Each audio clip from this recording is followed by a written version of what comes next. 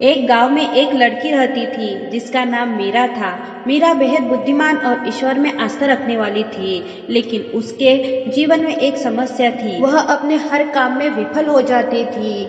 वह पढ़ाई में मेहनत करती थी, लेकिन परीक्षा में अच्छे अंक नहीं आते थे। घर का काम करती थी, लेकिन कोई ना कोई गलती ही हो जाती थी। वह अपने जीवन से निराश हो गई थी। एक दिन उदास होकर वह गणेश जी के मंदिर गई। मंदिर में एक पुराना पुजारी था जो मीरा के चेहरे पर चिंता देख सकता था।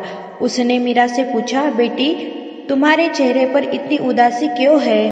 मीरा ने अपनी सारी परेशानियां पुजारी को बताई। पुजारी मुस्कुराए और बोले, बेटी, भगवान गणेश विघ्नहर्ता है। यदि तुम पूरे मन से उनकी पूजा करोगी तो वह तुम्हारे सारी परेशानियां दूर कर देंगे। मीरा ने उसी दिन सोच लिया कि वह रोज सुबह जल्दी उठकर भगवान गणेश जी की पूजा करेंगी। वह रोज मंदिर में जाकर गणपति बाप्पा की पूजा करती थी और गणपति बाप्पा मोरया का जप करती थी। उसने अपने हर काम को शांत मन और ध्यान से करना शुरू कर दिया। कुछ ही महीनों में चमत्कारिक बदलाव हुआ।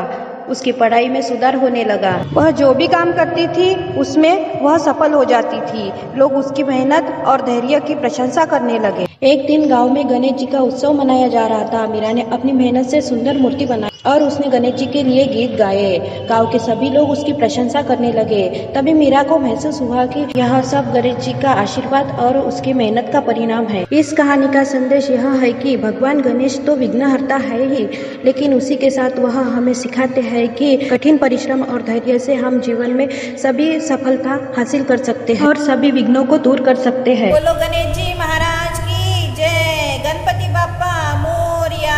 गणेश जी महाराज के लिए एक लाइक एंड सब्सक्राइब तो बनता ही है।